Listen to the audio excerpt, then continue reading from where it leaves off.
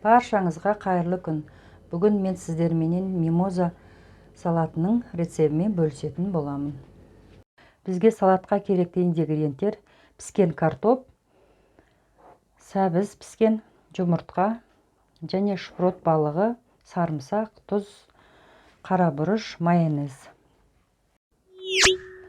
Енді осындай домалақ форма алып алдым.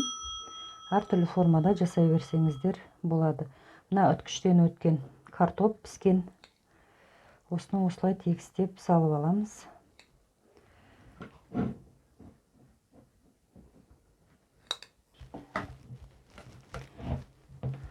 Осылай піскен картопымызды тегістеп аламыз. Және оның бетіне кішкене шым-шым тұз себеміз. Осылай тұз себеміз. Тұздың үстіне кішкене осындай қара бұрыш сепсеңіздер болады. Енді ол қаласаңыздар себерсіздер, қаламасаңыздар сеппейсіздер. Осының үстіне енді майонез себеміз. Майонездің үстіне енді піскен сәбізімізді осылай домалақтап тегістеп аламыз. Осы піскен сәбізіміздің үстіне кішкене шым-шым тұз қосамыз.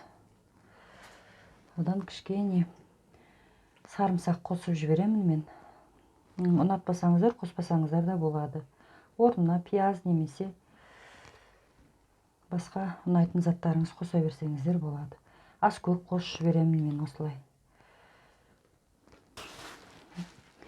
Енді осының бетіне майонезбенен осылай етіп аламыз.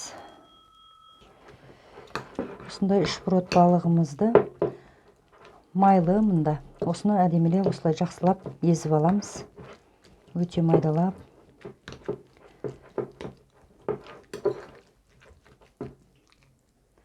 Шпрот балығымызды енді осылай бетін тегістеп салып аламыз осыған. Бұны да домалақтап шеңберді толтырып салып аламыз.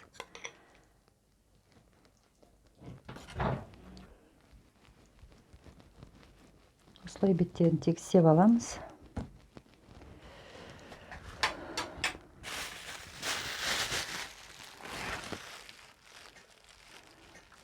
Өте майонезді көп өзім қаламаймын, сондықтан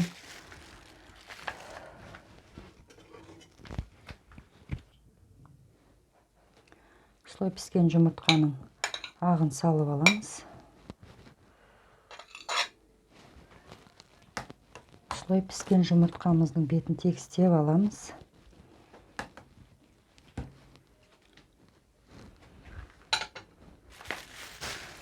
Осының бетіне тағы да жұқалап майонез сеуіп аламыз. Және кішкене шым-шым тұз сепсеңіздер болады.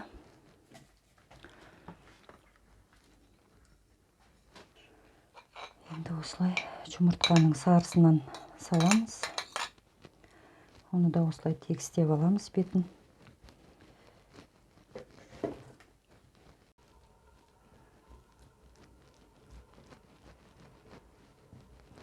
Осылай майонездер бетіне жағып.